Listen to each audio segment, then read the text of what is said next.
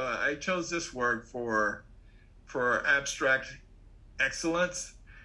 And I chose it, usually when people think of abstract work, they think that it's totally not objective.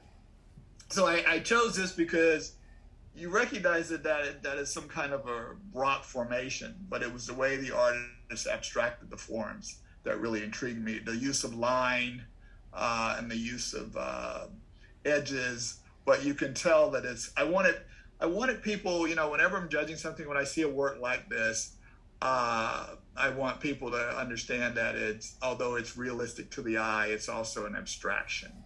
And a lot of times when people think of abstraction, they think of totally non-objective, that you can't recognize it at all. But realism and abstraction to me is all the same. You still got to deal with color, line, form, edges. It's all the same in terms of whenever you're looking at something. Even though something's very realistic to the eye, if you don't compose it in a very strong abstract way, it's not going to be as interesting, no matter how realistic it is. But I thought that this particular work did both. It captured nature, and it captured our kind of an abstraction of nature, which I thought really appealed to me. And then they did stick a little bird in there, so you kind of got a little hint of reality, that it was a landscape of some sort.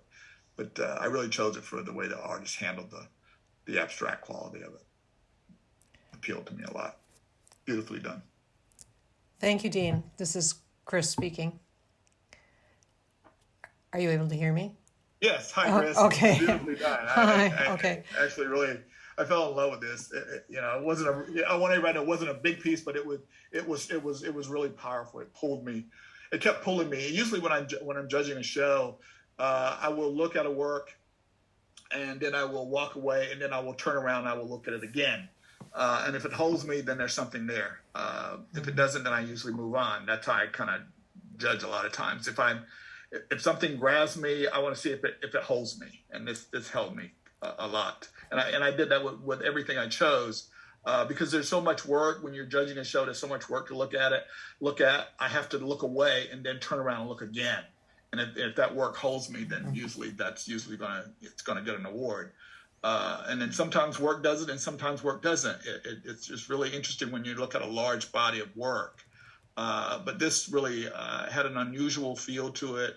It really stuck out amongst a lot of the work there. So I thought it was really a strong painting. Thank you very much. I really appreciate your comments. It's the third one in a series that I've done of this particular canyon.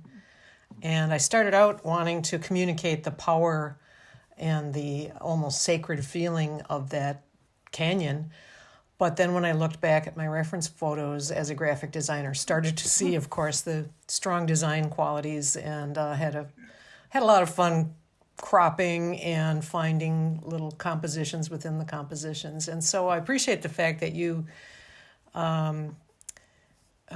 noticed and gave me credit for the design qualities of it as well. The bird was a little abstraction. It's a beautiful abstraction. It is. Thank you. The bird was a little bit of an afterthought, but he has appeared in the whole series now. It's funny you say that. It's funny you say that it was an afterthought, because I felt that when I looked at it. That's really interesting that you're saying that. Okay. Go ahead. Well, he, the bird gives us a sense of scale, but also just that little spark of life. Sure. And any spark of life, of course, is going to be the first thing you look at in a painting like that. So it was a little scary to put him in there. But I'm pleased that I did. So thank you very much for your comments. You're very welcome. Congratulations. Thank you.